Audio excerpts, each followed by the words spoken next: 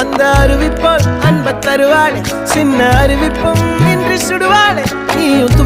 தும்மிடி ஆயுசு நூறாக என் உயிர் உன்னோட பத்திர சொத்தாக என் பார்வை உன்னோடு உன் பொம்மை கண்ணோடு